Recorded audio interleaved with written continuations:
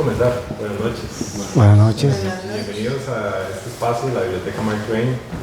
El Centro Cultural tiene el agrado el día de hoy de tener de nuevo a José Rodolfo Ibarra con un conversatorio sobre su libro Solo a mi mamá. Agradecemos mucho que esté aquí. Vamos a hacer un petit comité, pero esto nos da la oportunidad de poder interactuar bastante con José Rodolfo, ¿verdad? Hacer las entrevistas, hacer preguntas, entrevistarlo más bien nosotros a él, y pues aprender bastante sobre el contexto histórico que rodea pues, los hechos del atentado de la Penca, el libro, de dónde viene el título, ¿verdad? Las vivencias personales, todo lo que él nos puede decir sobre pues este libro, esta crónica, ¿verdad? Que cuenta ese hecho histórico. Pero también hoy tenemos el agrado de contar con la participación de don Carlos Hidalgo, quien también pues, es un periodista de profesión y en este momento quien funge como alcalde de Turrialba. Entonces don Carlos nos va también a hablar un poquito en el contexto del Día Mundial de la Libertad de Prensa. En mayo se celebran dos eventos bastante importantes que tienen que ver con la prensa. Uno es el Día Mundial de la Libertad de Prensa y el 30 de mayo también se celebra pues, en Costa Rica el Día Nacional del Periodista, ¿verdad? Entonces, sin más, te voy a dar la palabra a ellos dos para que nos puedan pues, dedicar de lo que trajeron hoy para nosotros. Entonces, adelante. Muchas gracias. Un aplauso, es una costumbre como para...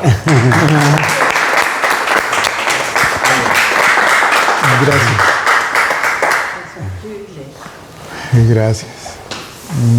Bueno, yo más bien le daría la palabra aquí a mi directo amigo, don Carlos Hidalgo. A Carlos yo lo conocí en una esquina de la Asamblea Legislativa cuando acudió a un llamado que yo le hice porque yo andaba buscando un periodista que me acompañara en una aventura en Guanacaste. Ahí había un señor que tenía una platilla y decidió poner un periódico que se llamaba El Independiente.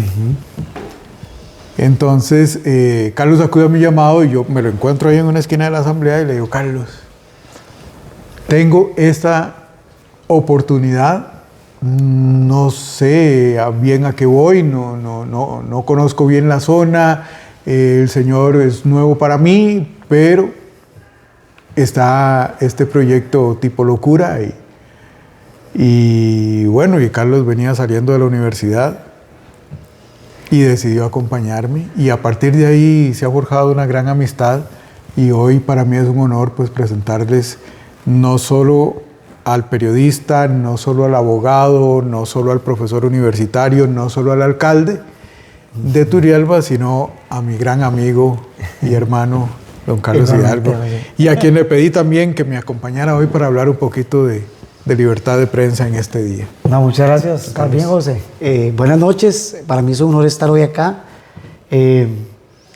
Como lo dice José, ahora hay muchos retos con el tema de la libertad de prensa, retos que hemos tenido que ir superando los periodistas, pero yo creo que a veces, José, ¿verdad? Que esos retos se han forjado porque también muchos periodistas han dejado de ejercer realmente el periodismo como debería ser.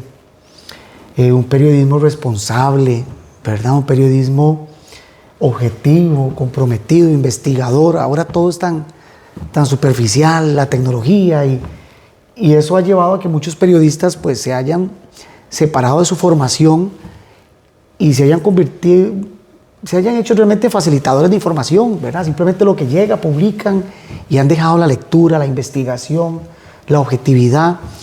Y entonces yo creo que nosotros, ahora que estamos en el tema de la libertad de prensa, que fue el 3 de mayo del Día Mundial, yo creo que tenemos muchos retos en el país, dirigidos precisamente a que los periodistas no solo se reinventen en su ejercicio profesional, sino que también en la cobertura de las noticias. Eso desde un punto de vista profesional, pero también hay otros retos que el mundo ha cambiado, que es de arriba hacia abajo, desde la política hacia abajo. Vamos a ver, yo soy alcalde, periodista y abogado, y ahora que yo estoy en ese puesto y veo uno de los colegas, uno se pone a preguntar a los periodistas de verdad los políticos, muchas veces el periodista que no dice lo que yo quiero que diga me cae mal y se convierte en enemigo del político y viceversa. Y eso está mal.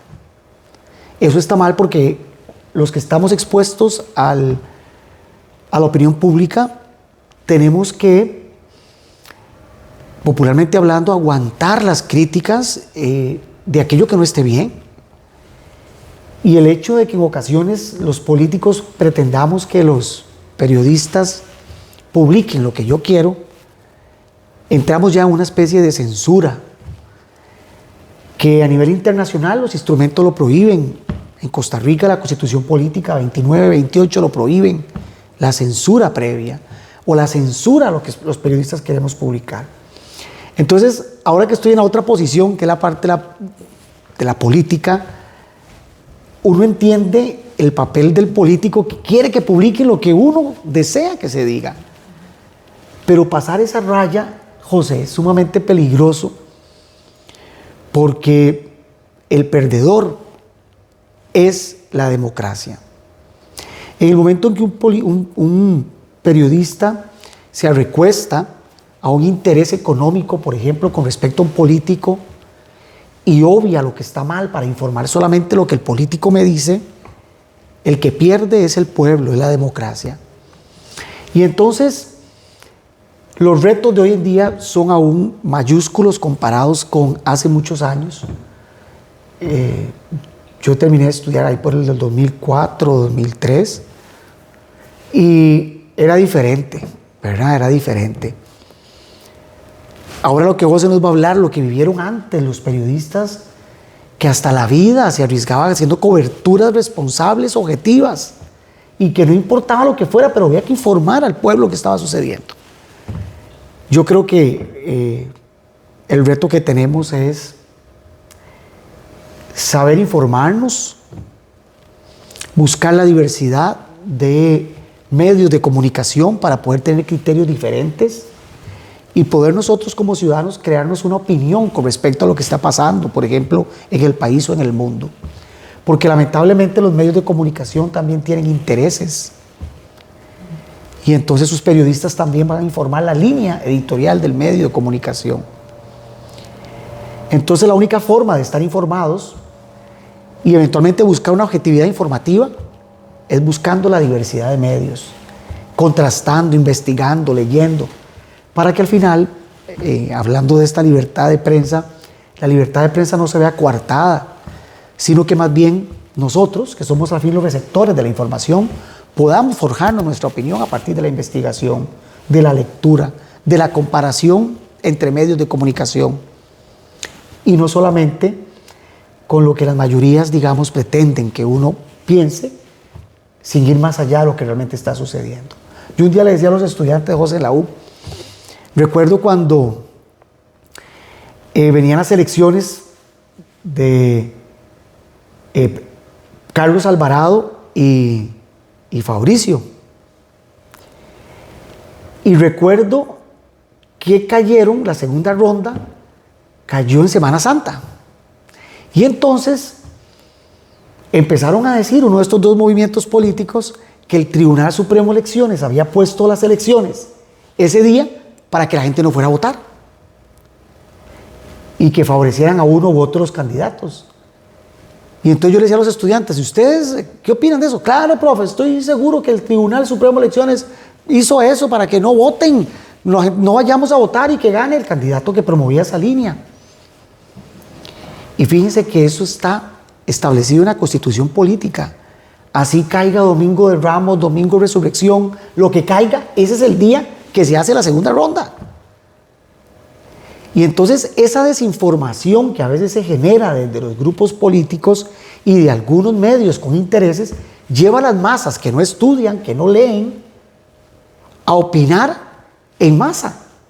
Y entonces, sí, mira, tienes razón, el tribunal no quiere que vayamos a votar, tribunal corrupto. Y eso no es lo que sucedía. Entonces yo creo que los retos hoy en día en la libertad de prensa, que es la libertad de poder difundir información, más bien el reto lo tenemos nosotros, los receptores de la información, que es el poder investigar, el leer el cuestionarse si lo que se dice es cierto o no, investigar, convertirnos nosotros mismos también en periodistas. Solo así podremos tener certeza de que realmente lo que se informa es lo que realmente sucede. No sucede en todos los medios, pero sí está sucediendo ahorita en Costa Rica. Sí está sucediendo en Costa Rica, que antes no sucedía. Entonces yo creo que el reto es para ambos. El periodista regresar a su objetividad, a su investigación, a la profundización de la información, al no dejarse corromper, y de nosotros a convertirnos en periodistas, a investigar, tener diversos públicos, formar opiniones y al final decidir realmente qué es lo que nos parece lo mejor para nuestra vida. Entonces, más bien yo les invito a que no dejemos que muera la libertad de prensa, la libertad de expresión. Eso fortalece las democracias. Aunque hayan periodistas que se equivoquen, porque somos seres humanos, es preferible eso a no tener prensa. O a tener una prensa manipulada.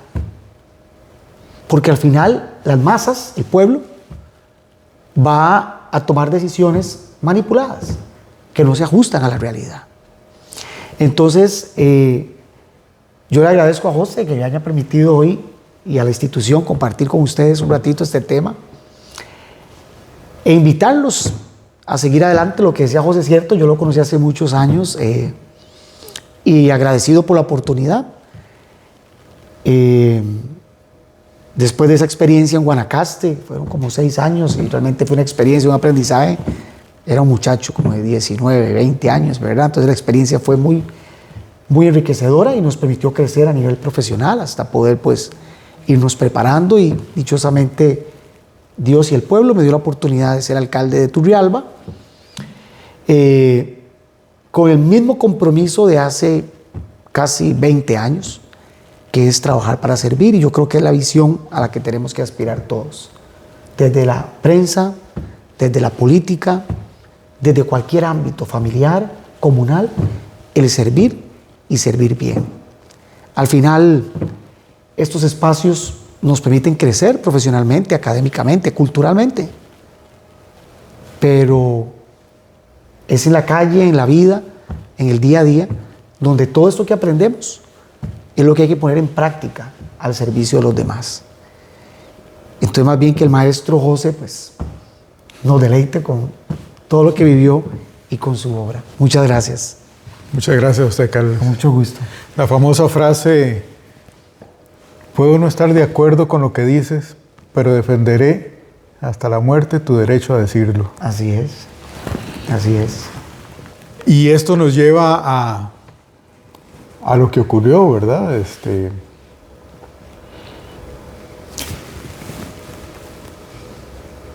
¿Qué harían ustedes si aquí, en este momento, sucede una explosión que les cambia la vida para siempre?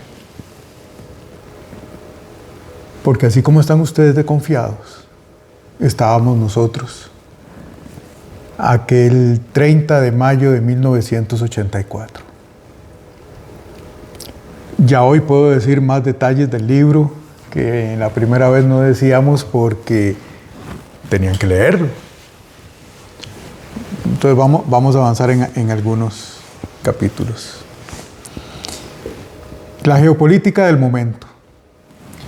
Los Estados Unidos por un lado, la Unión de Repúblicas Socialistas Soviéticas por otro, y se peleaban este pedacito de tierra llamado Centroamérica, donde recientemente, en el 79,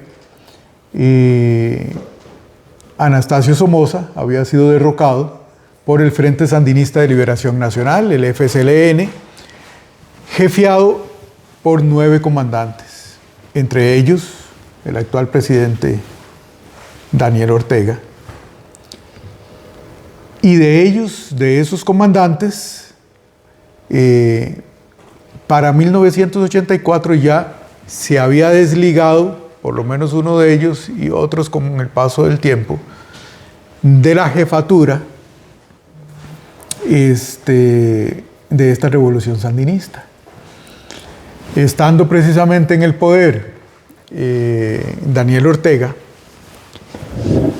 esta Junta de Reconstrucción Nacional en Nicaragua empieza a entregar los diferentes puestos estratégicos para el gobierno sandinista. Uno de ellos es el que le dan a Edén Pastora Gómez, quien había saltado a la fama internacional después de que durante la Revolución del 79, con un comando armado, logra tomar por asalto el Palacio Nacional en Nicaragua, que era lo que nosotros conocemos como la Asamblea Legislativa, y junto con otros guerrilleros como Dora María Telles, era creo que la comandante 2, dan ese golpe que fue el inicio de la muerte del somocismo y logran su propósito con los diputados secuestrados, logran la liberación de varios guerrilleros que estaban detenidos en ese momento en diferentes cárceles.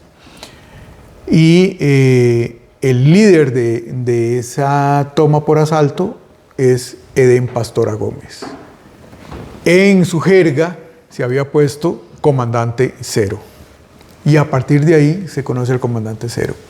Como les decía antes, se resquebraja el Frente Sandinista de Liberación Nacional en el poder y Pastora se retira a las montañas del sur de Nicaragua para jefear otro movimiento que él decía que era el auténtico sandinismo y que era el grupo Alianza Revolucionaria Democrática, ARDE. ARDE se afianza en el sur de Nicaragua, margen norte del río San Juan, y empieza su guerra de guerrillas, esta vez contra el sandinismo, porque él decía que él era el auténtico sandinista. Para la fecha, Ronald Reagan, presidente de los Estados Unidos, le hace un ofrecimiento a Pastora para que se una con el FDN, que es el Frente Democrático Nicaragüense, que operaba en el norte de Nicaragua, frontera sur de Honduras, y algunos dicen que en territorio hondureño. Esa fuerza, también revolucionaria, estaba tratando de derrocar a los sandinistas, pero estaba compuesta principalmente por exmiembros de la Guardia Nacional de Anastasio Somoza. La idea de los Estados Unidos en esa época era unir las dos fuerzas y hacerle una tenaza al frente y sacarlo del poder en Nicaragua. Entonces, este ofrecimiento militar y económico del gobierno de los Estados Unidos hacia Edén Pastora era la noticia del momento. Y como siempre, periodistas al fin andábamos detrás de Edén Pastora para ver qué tenía que decir a ese ofrecimiento. Varias semanas llevamos buscándolo. Él tenía algunas oficinas, decían políticas, yo diría político-militares en Costa Rica, y en ninguna aparecía y nos daban largas. Su primo Orión Elpidio Pastora era el encargado de prensa de ARDE y era el contacto con todos nosotros y nos daba largas de que todavía no, de que ya va a dar declaraciones, que en algún momento, etc. La mañana del 30 de mayo de 1984 estaba yo en Cartago. Yo ese día tenía clases en la universidad en la mañana, entonces estaba prácticamente listo para irme a la universidad. Después de la universidad aquí en San Pedro me iba para Canal 7 donde trabajaba, pero me llama Amelia Rueda y me dice: Ibarrín, no te vayas para la universidad, venite para acá porque Pastora ya convocó a conferencia de prensa. Véngase para el canal y de aquí los llevamos a un punto de encuentro que todavía no nos han dado. En efecto, yo me voy para el canal. Yo llevaba mi saco, por cierto, era café, ropa de vestir. No sabíamos que íbamos para la montaña. Se me asigna el equipo, el camarógrafo, y yo recuerdo que pongo mi saco sobre el respaldo de la silla, cojo mis cassettes, me voy por mi equipo, nos vamos.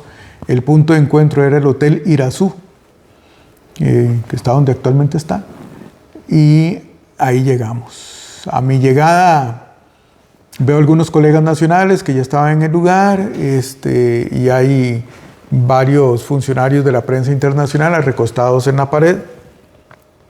Y yo llego a saludarlos. Uno de ellos, después supe que se llamaba Peter Torbenson, un periodista extranjero.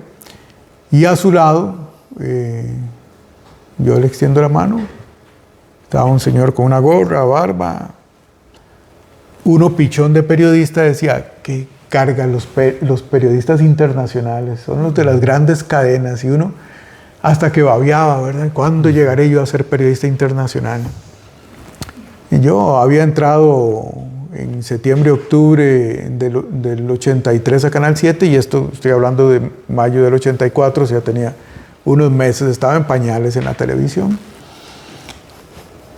Y hago a saludarlo y el hombre nada más me hace. ¿No? Ok, sí. Son los importantes, pensé yo. Y ya, seguimos. Y ahí empieza la historia. Nos tuvieron bastante tiempo ahí, bastante rato. El libro está escrito en tiempo presente y en primera persona.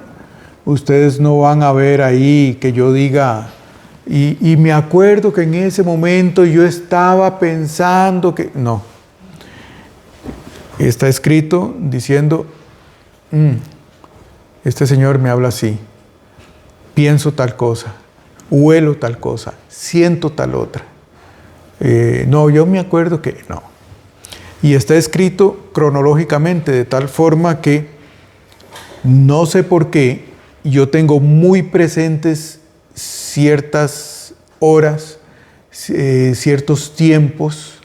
Estaba muy pendiente de la hora, tal vez porque en aquella época llevar material a la televisora era muy difícil, entonces uno tenía que tener muy presente, bueno, tengo la edición a tal hora, tengo que recorrer tantos kilómetros de aquí a allá, eso me va a llevar tanto tiempo, tal vez por esa misma presión tengo muy presente a ciertas horas. Esto me permitió que en el libro yo escribiera exactamente a qué hora llegamos a tal lugar, a qué hora llegamos a tal otro, que teniendo frescas esas horas yo hiciera un cálculo científico matemático de a dónde estaba yo tantos kilómetros después en ese preciso instante. Les cuento esto porque en el libro digo a qué hora estábamos en el Hotel Irazú, cuánto tiempo pasamos ahí y a cuánto tiempo después nos invitan a un almuerzo porque ya estábamos al borde del desmayo, sin saber que esa iba a ser la última cena para algunos de nosotros, o para algunos de ellos, de los que nos acompañaban. Luego hago un relato de ese proceso que nos llevó hasta el río San Carlos, primero, y abordar ahí unas pangas. Para los que nos están viendo y no saben lo que son unas pangas, son unos tablones en forma de V invertida, unidos por tablas, a las que le ponen un motor y a la mano de Dios. Recorra el río San Carlos primero, desembocadura al río San Juan, y luego sobre el río San Juan nos dio la noche y llegamos ya de noche a la margen norte del río San Juan, sobre territorio nicaragüense, en la oscuridad de la noche, pensando en que las fuerzas del Frente Sandinista no nos descubrieran y no nos hicieran un bombardeo como se lo habían hecho muchos años atrás a un ministro de Seguridad, Charpentier, y pensando en que las fuerzas irregulares de Pastora no pensaran que nosotros éramos del frente y nos confundieran y entonces termináramos en una misma situación. A final de cuentas, llegamos.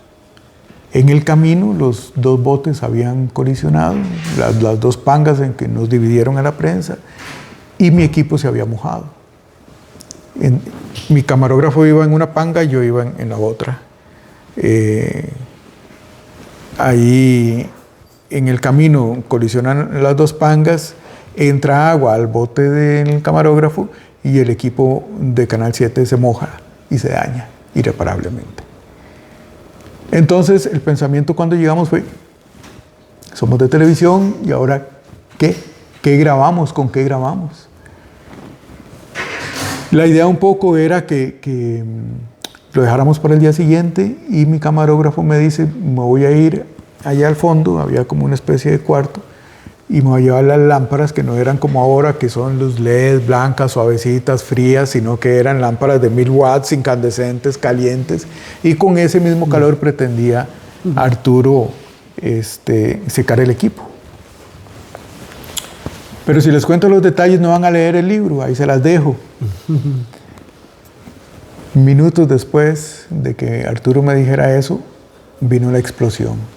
Y me han preguntado, cuando he ido a universidades y he dado algunas charlas sobre lo que ocurrió ese día, ¿qué es lo que se siente estar dentro de una explosión? Porque uno puede ver desde aquí y allá en la plaza hacen un juego pirotécnico y uno oye el retumbo y bueno, pero ¿qué es estar exactamente adentro de la explosión?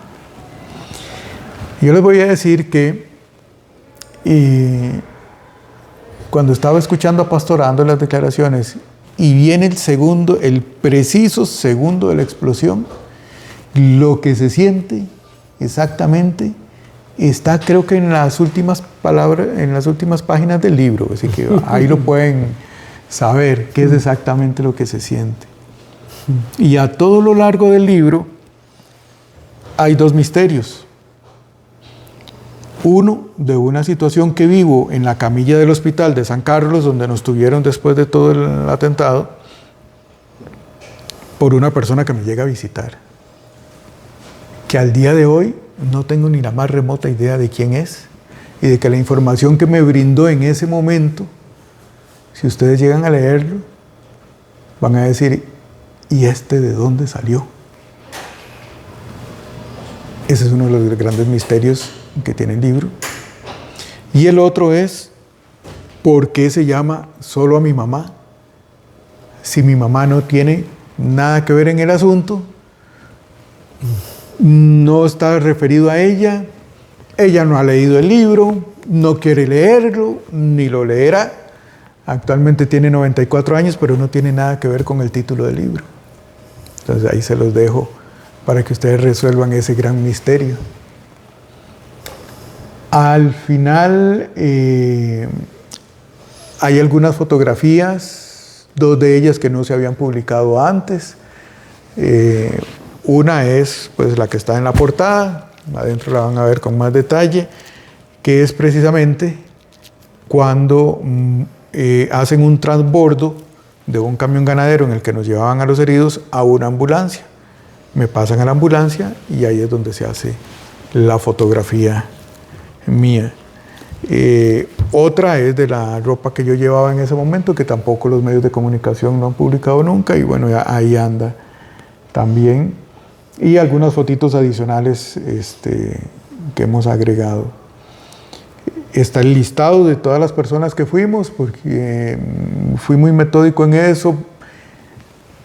Para contarles un cuento, llegó un día a mi trabajo allá en Escazú un compañero y me dice, mira, que ahí hay un muchacho, un señor que estuvo con vos en la penca. Y yo, sí, ¿y quién será? No, ya se fue, aquel que vaya. ¿Quién será? Sí, mira, aquí me dio hasta una tarjeta que arregla no sé qué. ¿Y hasta quién es? No, pues no sé, pero que dice que estuvo con vos en la penca. Bueno, así me han tocado 3 personas que dicen que estuvieron conmigo en la penca. Y yo no sé ni quiénes son. Algunos aprovechan oportunidades para no sé con qué intención hacerse de que también estuvieron en el atentado. Entonces fui muy metódico y puse la lista de quiénes estuvimos ahí, quiénes fallecieron en ese momento, quiénes fallecieron un poquito después y más en el tiempo. También me han preguntado, bueno, ¿y quién fue el que puso la bomba? Bueno, ahí hubo 2 líneas de investigación muy diferentes. Una apuntaba hacia la izquierda y otra apuntaba hacia la derecha. Sí, literalmente. Bueno, yo en el libro hago una explicación de la línea que yo considero más certera y que dos investigaciones, una la que hizo la Comisión Investigadora de la Asamblea Legislativa y la otra la que hizo la Fiscalía de la República, y que las dos coinciden y me da mayor certeza que además en una película que se llama Goodbye Nicaragua, para mí, uno de los cómplices de quien puso la bomba hace un mea culpa y dice: sí, yo llevé al autor a la penca y sí, él fue contratado por estas personas para cometer el atentado. Así que hay tres muy buenos motivos para decir quién fue el autor de facto y quién fue el autor intelectual de este atentado, ambos fallecidos a la fecha. El crimen de la penca está declarado de lesa humanidad, por tanto no prescribe. En ese sentido, si tuviéramos con vida a los autores, podríamos procesarlos, pero también hay un proceso que llevar contra la organización, no solo con las personas, pero que, dada la situación geopolítica del momento, pues no es permisiva. Cuando Carlos me acompañó en la Junta Directiva del Colegio de Periodistas, empezamos a buscar cómo contratar un abogado en Washington, donde está ante la Comisión Interamericana de Derechos Humanos y la Corte de Derechos Humanos este caso. Entonces estábamos buscando cómo impulsar, contratar un abogado en Washington que nos llevara el caso allá porque está pegado.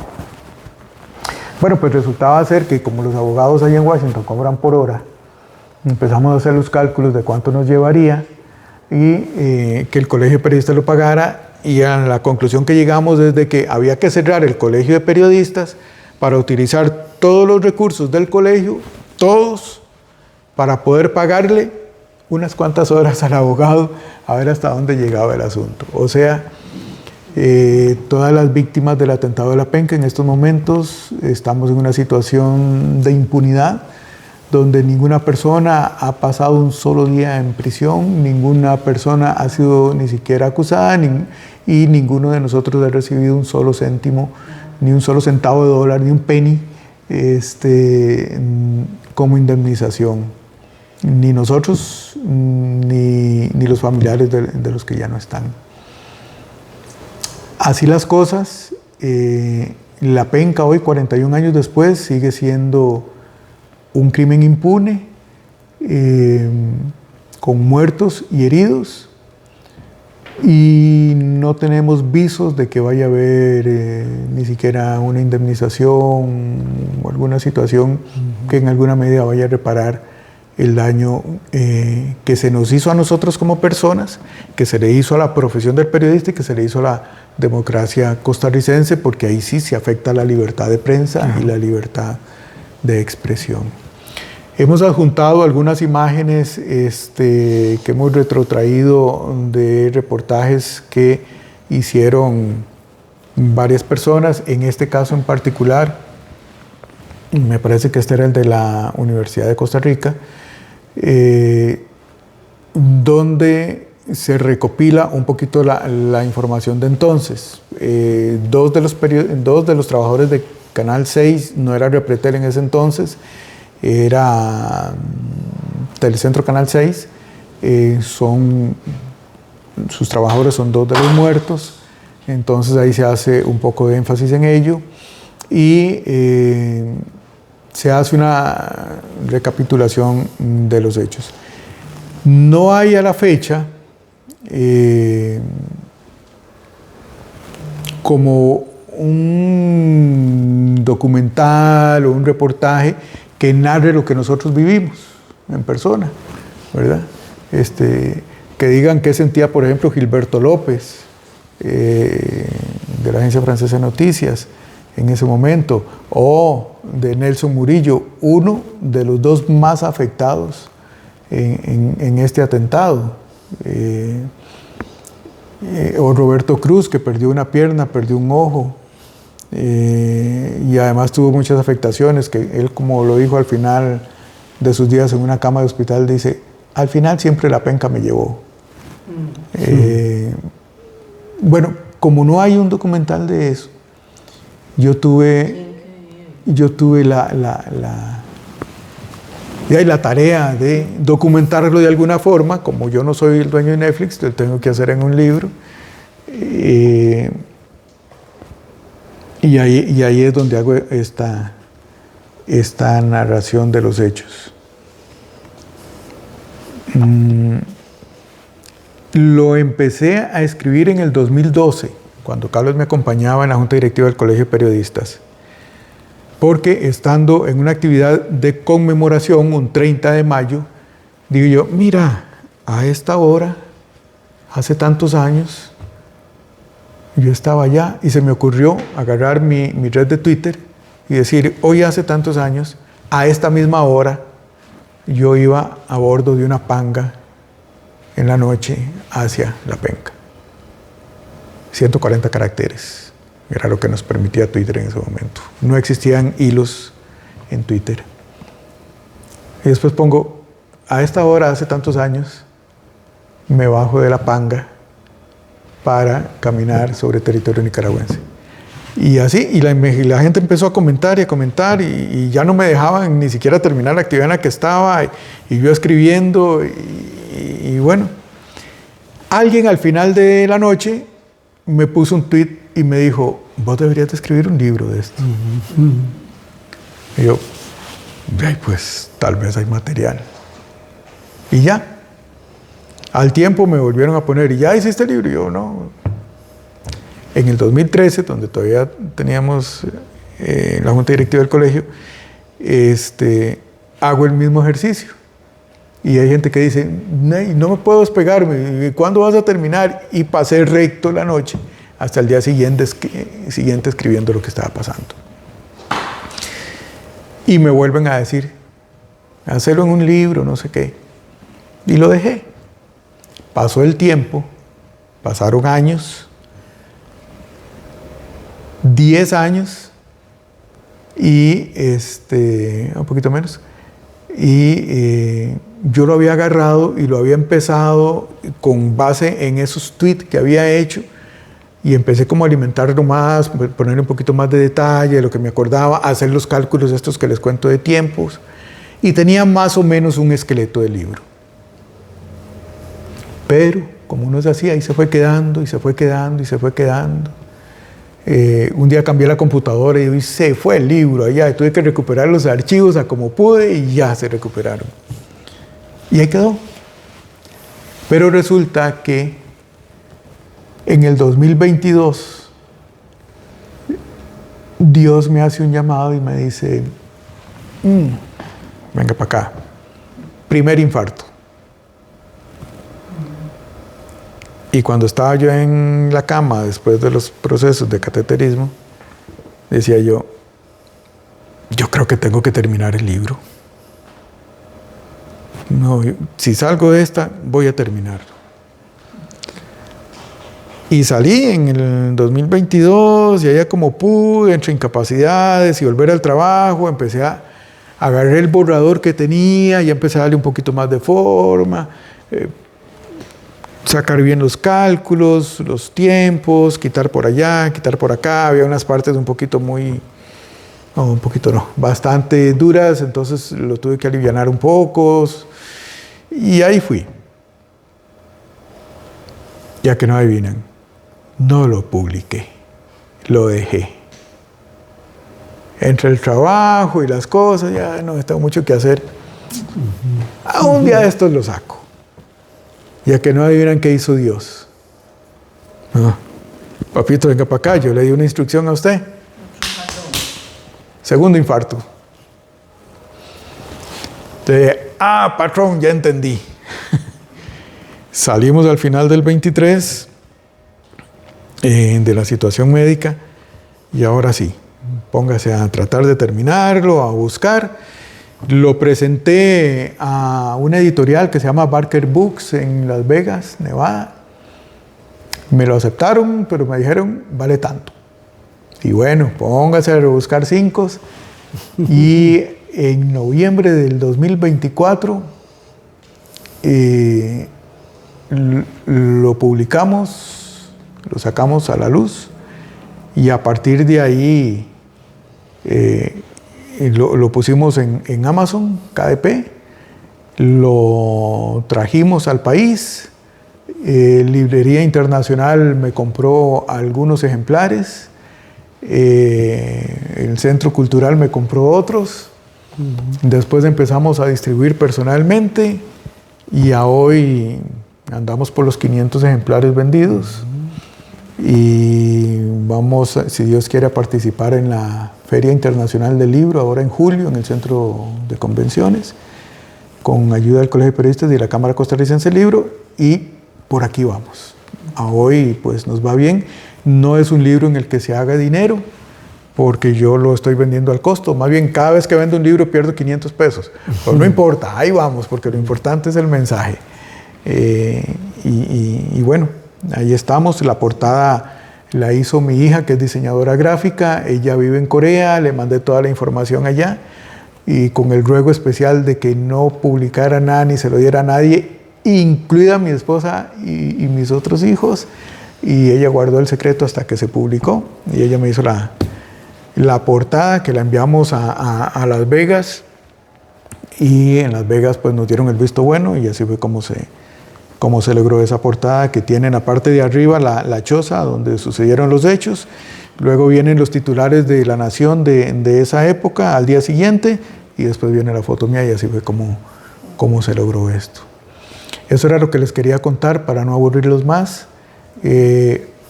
Hay bastante que decir, pero si se los digo ya no van a leer el libro y la idea pues es de que ustedes lo puedan conocer. Estoy seguro que si lo leen, es de rápida lectura y dicen que es un poco atrapante por el orden cronológico que lleva, pero estoy seguro que si lo llegan a leer van a sentir que van conmigo en el bote, van a sentir lo que yo estoy oliendo, lo que yo estoy sintiendo, lo que yo estoy percibiendo y viendo en ese momento. Y bueno, algunos dicen que hasta van a llorar conmigo de los hechos pues más dolorosos e importantes que hay ahí en el lugar.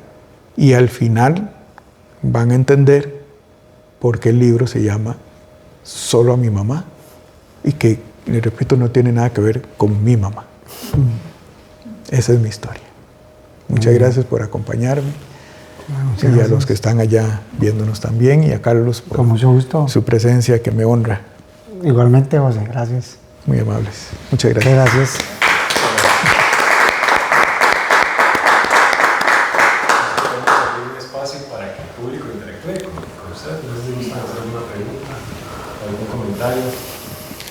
Mientras van pensando, yo les puedo decir que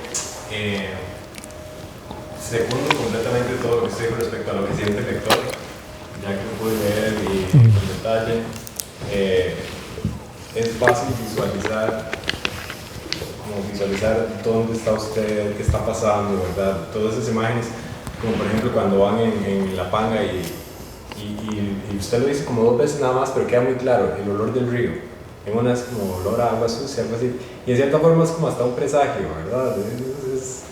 Es muy literario en ese sentido, pero también pues muy documental y tiene mucho valor histórico, ¿verdad? Entonces, claro, en el momento que ya sucede la explosión y empiezan a suceder los eventos, pues también hay mucha tensión. Yo creo que el lector puede acompañarlo usted en eso. Entonces,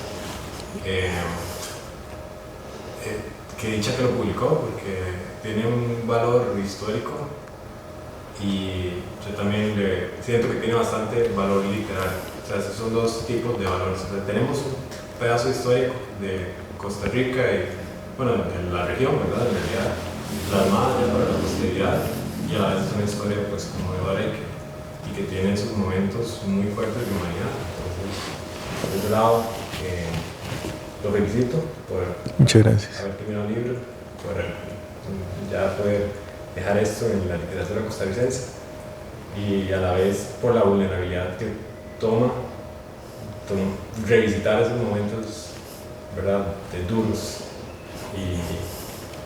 y de poderlos transmitir también parte, pues, por su misión periodística de no dejar que la verdad se olvidara. Muchas gracias. Sí, en la medida en que se olvide, las vidas fueron en vano. Claro. Por eso hay que Quedó evitar. impune, ¿verdad? Sí, señor. Yo quería, bueno, comienzo con lo último que dijo este joven.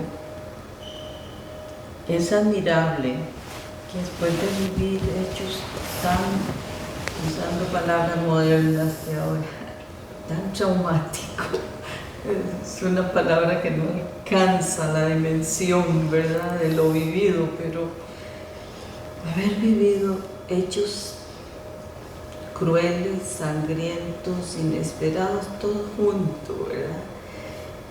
Destructivos al interior de los seres que estaban ahí, a lo físico y a todo. Y tener la valentía de escribirlo y narrarlo, revivirlo, es mucha valentía, mucha. Porque normalmente cuando uno vive algo desagradable, preferiría olvidarlo, preferiría meterlo en el último cajón de la memoria y que no salga y como fantasma nos pegue sustos, pero Quisiera, sí, ¿eh? encararme con eso y escribirlo, tal vez por eso le llevó tiempo. Es muy probable que sí, había deseos de hacerlo, pero había una resistencia, ¿verdad?, dolorosa. No es lo mismo escribir yo, de por sí cualquier obra de cualquier escritor no se hace si es bueno, y es buena la obra también, si es bueno el autor. Como escribir cualquier cosa. Tiene que madurar, tiene que pensarse, pero sobre todo cuando son hechos de esa naturaleza, de lo que se va a hablar, no se puede hacer muy rápido, porque es demasiado intenso ese dolor, imagino yo, ¿verdad? Es demasiado fuerte, son experiencias tan profundas en nuestro ser que hicieron daño, que yo lo felicito y le agradezco por eso. Yo soy un agradecido. Muy amable. Siento que ha sido un privilegio venir esta noche y no solo leer el libro, sino escucharlo, conocerlo, verlo, porque le admiro. Muy amable. Sí, y le agradezco. Gracias. Y lo otro que quiero, me estoy extendiendo mucho. No se preocupe. Así soy yo. Para eso venimos. Así soy. Cobra más valor todavía ya, un valor, una cosa es su valentía y otra el valor de la obra y la importancia. En un país en que somos de memoria corta, muy corta, con mucha indiferencia, y en donde hoy día la juventud está volando, como dicen ellos, con todas las fantasías y las imágenes que ha venido a enriquecerle la vida a la tecnología y a vaciarlos por dentro. Claro. Lo que es una paradoja.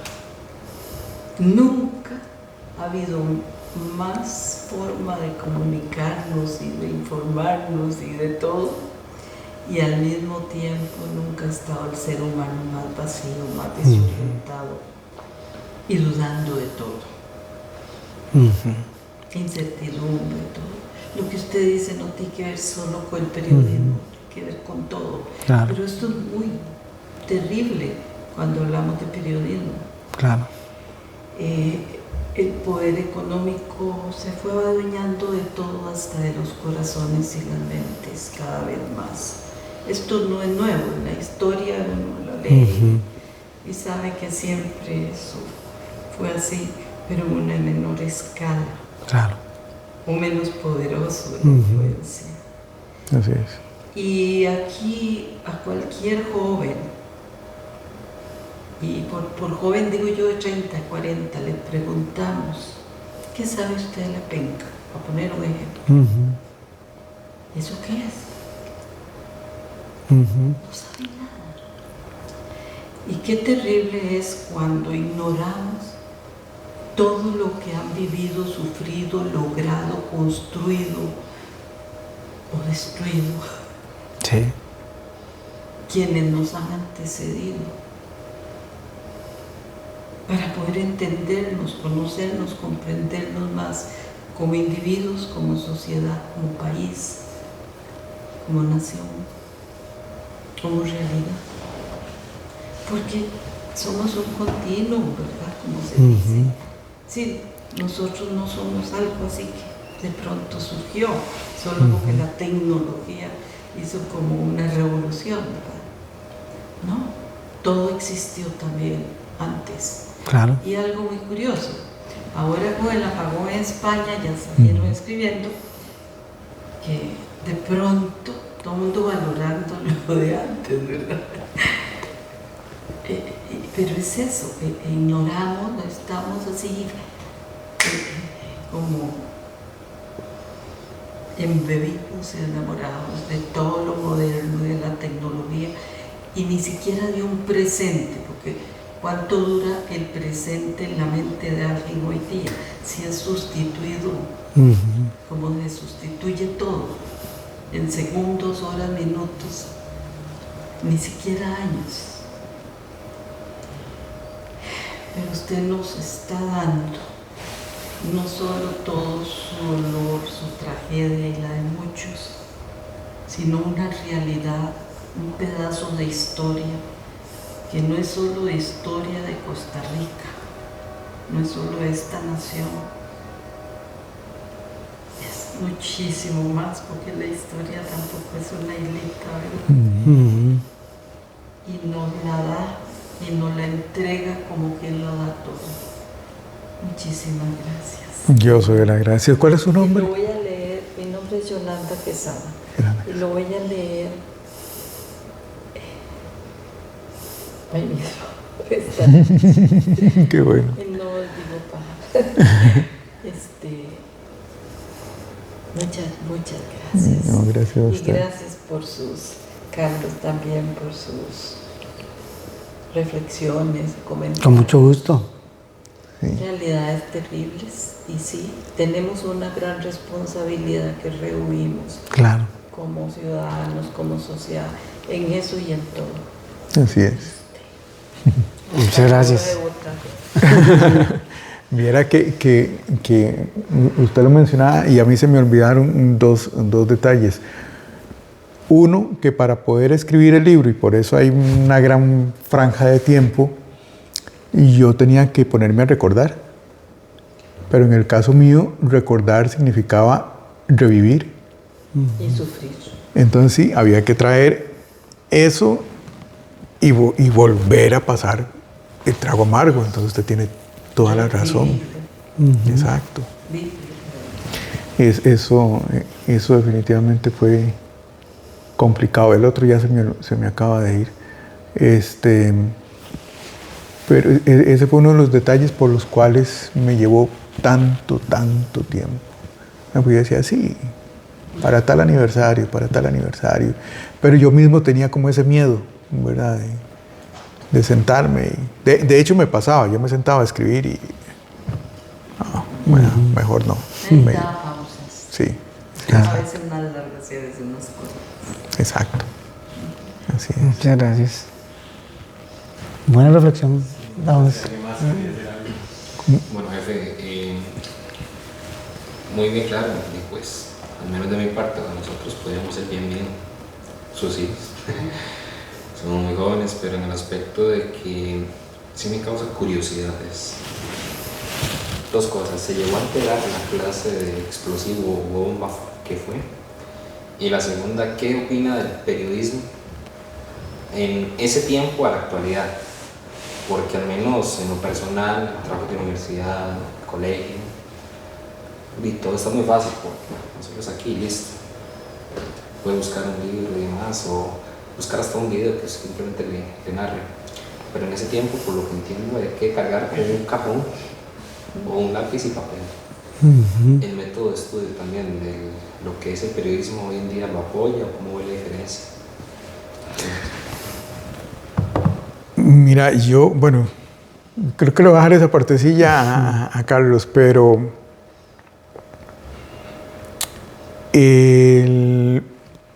cuando he ido a las universidades, ya me acordé del otro punto, cuando he ido a las universidades, hace 2 o 3 años me invitaron a una universidad privada aquí para hablar del 30 de mayo, habían unos 60 estudiantes y entonces yo le pregunté, fue la pregunta introductoria, le dije, a ver, ¿cuántos aquí levanten la mano los que han oído hablar de la penca?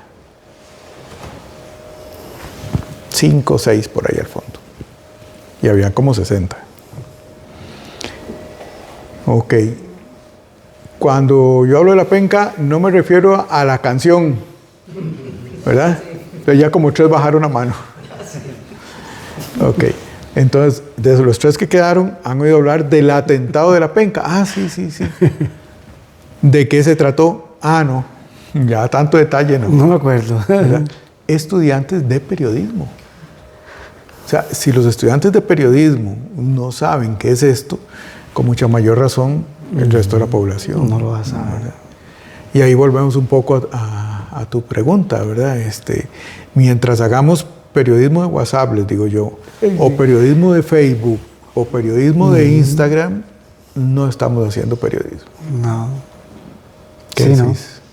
No, yo creo que eso que dice José, la diferencia de antes, vamos a ver eso que usted dice, el lápiz, la libreta, la grabadora, ¿verdad? Era la tecnología de aquel momento y tal vez ahora hay más tecnología y no quiere decir que no deban educarse en el uso de la tecnología, claro que sí, pero para bien, no al revés, ¿verdad? Porque ahora mucho estudiante lo que hace es copiar y pegar, bajar todo, no investiga. Ahora con inteligencia artificial, o sea, los trabajos los hace la inteligencia artificial y le cambian las cosas. Y entonces yo creo que esa ley del mínimo esfuerzo que está apoderándose mucho de los jóvenes hoy en día, lamentablemente los está llevando a ser personas incultas. Conocen todo lo que pasa en redes sociales, pero historia, la penca, de dónde viene el periodismo, por qué surgió, a qué se debe esto, todo eso lo desconocen. Entonces yo creo que el coexistir con la tecnología es válido, que es un reto que tenemos ahora o que tienen los estudiantes jóvenes y hay que hacerlo, pero para bien, para leer en un libro digital, para investigar desde el uso de la tecnología, para poder utilizar lo que está, para ir a corroborar si eso es científico o no, pero no para copiar y pegar. Entonces, lamentablemente lo que está sucediendo ahora es eso. Antes para hacer radio había que sentarse y escribir y ¿verdad? Y llamar y grabar la entrevista de la persona y ponerla. Ahora ven el periódico digital, copian los párrafos, ponen ahí está la nota. 10, 15 notas copiadas y pegadas de otro lado. Entonces yo creo que esa rigurosidad se ha perdido. Es muy superficial, ahora es muy superficial. Lamentablemente lo están pagando mal también. Nunca se ha pagado bien, pero ahora se está pagando un poco más mal. Entonces lo que buscan es resultados, notas, productos y no calidad. Muy pocos medios están haciendo calidad. Yo me acuerdo cuando antes los medios eran investigativos, quitaban y ponían políticos. Exacto. Porque eran investigaciones como si fueran fiscales, con la prueba, la evidencia, y el pueblo se levantaba. Con seriedad. Con seriedad, y eran medios respetados. Ahora se ha convertido en algo simple. Entonces yo creo que del antes al hoy, antes era más riguroso, más investigativo, más educado. Ahora es muy simplista, muy el día a día, por cumplir N cantidad de notas, pero lo fácil es lo que nos está llevando, lamentablemente, a ser un poco incultos en el tema, digamos, de lo que le estamos vendiendo a la gente a nivel noticioso. Yo, eso que dice José, un día unos estudiantes me decían, profe, pero es que no hay trabajo, entonces hay que graduarse y para ver qué hacemos rápido. Y yo le dije, cuando yo estudiaba, a mí me decían exactamente lo mismo que usted acaba de decir. Y yo encontré trabajo. Y pude seguir trabajando, estudiando, preparándome, y ahora soy el alcalde de Turrialba. Y cuando yo estudiaba me decían exactamente lo mismo. La diferencia la hace usted. Si usted estudia simplemente para llegar a tener un trabajo, ingreso, y no para ser un buen profesional, para marcar la diferencia, para ser íntegro en su trabajo, no solo que aprenda a usar los celulares y las redes sociales, no, sino a producir, a escribir, a hablar, a educación. Si usted aprende esas otras cosas que son valores que le van a hacer diferente en el mercado, usted va a encontrar trabajo. Pero usted quiere un título para ir a ver qué me da trabajo, y me paga algo, hago unas notas y ahí voy, no va a encontrar trabajo. Entonces, eso de que no hay trabajo y que es mentira. La diferencia la hace cada persona. El poder colocarse en el mercado, el poder marcar la diferencia. Entonces, la tecnología hay que coexistir, hay que aprender, ¿verdad? Porque a veces un de esos me hablaban los estudiantes y yo ni les entendía lo que hablaban. Y yo los escuchaba hablar y, ¿verdad? Y estaban hablando de temas tecnológicos y, Dios mío, pero como yo no sé nada de eso. Entonces empecé a estudiarlo para entenderles a ellos y poder conversar con ellos lo que hablaban. Y para crecer, digamos, en conocimiento. Pero eso no significa que entonces voy a dejar otros aspectos de la vida que son importantes simplemente porque ahora todo es muy simple desde la tecnología. Entonces yo creo que de hoy al ayer hay mucha diferencia en la formación del periodismo y en el ejercicio del periodismo. Antes costaba, ahora no. Porque ahora cualquiera es periodista, ¿verdad? Como decía José, cualquiera. Sí, ahora cualquiera, porque tiene una página y lo sigue mucha gente, ya es periodista. Entonces se transmite y dice cada tontera y la gente le aplaude y le sigue. Es lo que yo hablaba ahora, las masas que se dejan llevar por lo que ven, escuchan y no por lo que saben, o no por lo que investigaron, sino por lo que ven, dicen, ahí van.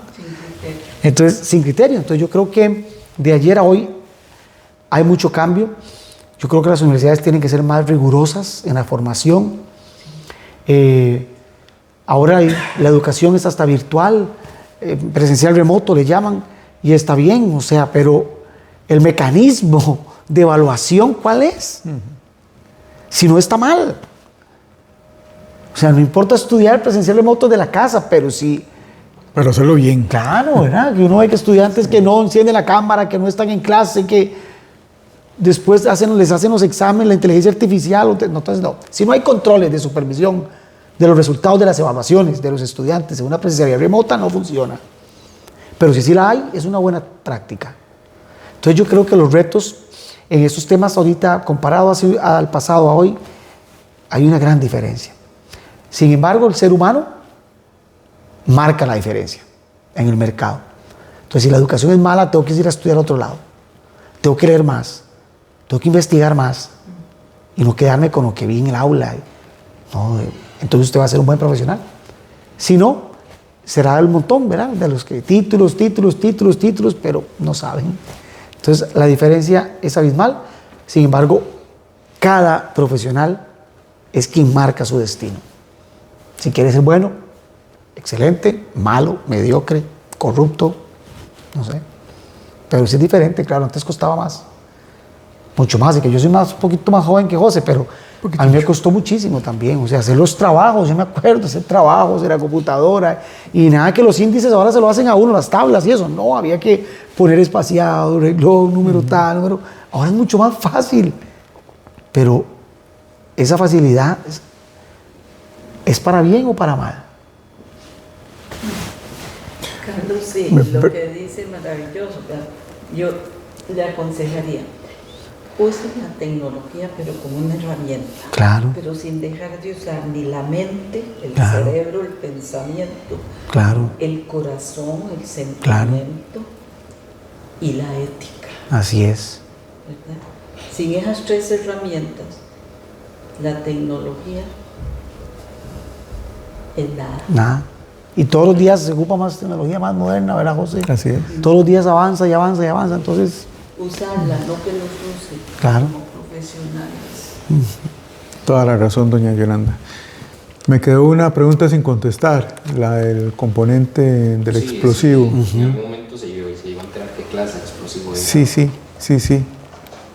Sí, sabemos cuál es. Como en la página 18 más o menos. Ah, bueno. Muchas gracias. Muchas gracias a todos por venir. de Muchas verdad, muy gracias. amables y al Centro Cultural honrado me han invitado. Dígame. Ese Peranker, que era que se llama. Per Anker Hansen está bien Y el informada. Está bien El informada. otro, yo no, usted pronunció el apellido. Peter Torbinson. Sí. Ese está vivo y Él coleando. está vivo, pero Se fue. desaparecieron, Vive en un bar. Ahí está. En un bar. Y Muchas gracias. No se puede, digamos, separar el libro también del contexto del hacer periodístico, ¿verdad? De la Así labor periodística. Eso es algo que, sin ser periodista, fue muy interesante, digamos, es una óptica que es ajena para mí, ¿verdad? Completamente, pero que pude ver a través de libros, en varios momentos. O sea, también como empezar con esa incertidumbre de ir a buscar la noticia, ¿verdad? Sin hacer spoilers, ¿verdad? Y también la emoción de tener una primicia, son cosas que son meramente periodísticas. Claro.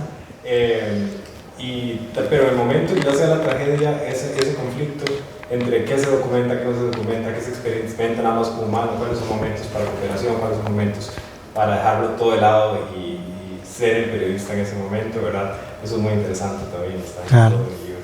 Muy bien. Así es. Bueno. Muchas gracias. al camarógrafo no le sucedió mucho, ¿sí? El mío. No lo lee. Le puedo adelantar que en ese momento de la explosión resultó ileso porque él estaba en un cuartito pegadito, sí, pero después se complicó. Sí. Después se complicó. Ya hoy está fallecido.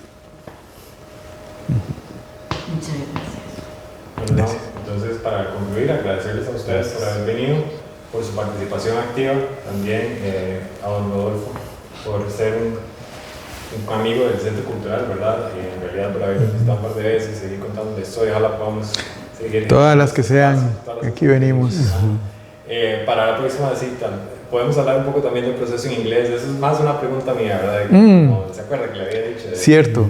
De un poco tal vez de retos a la hora de traducir o un poco de la conversación que usted tuvo con su hija, ¿verdad? A la hora de la versión en inglés, que está muy bien escrita también, entonces, pues felicidades por eso. ¿No? Y gracias a don Carlos por habernos acompañado. Con mucho gusto. De parte de la Biblioteca Mark Twain, nosotros seguimos organizando este tipo de espacios. Esto cae bajo un concepto que se llama Voces Costarricenses. Es sencillo, pero es lo que queremos, ¿verdad? Es resaltar esa parte también de la cultura costarricense, que como centro binacional tenemos, ¿verdad? No solamente es Estados Unidos, es Costa Rica también, y las voces que tienen historias importantes para contar, ¿verdad? En nuestro país. Entonces, de nuevo, gracias. Y Muchas gracias. invitados para seguir viniendo a los eventos. Muy amable. Buenísimo, gracias. Gracias. Gracias. Bueno, José, Sally, como siempre. Dios te acompañe, mi hermanito. Qué bárbaro. Gusto verte ya. Estamos hablando.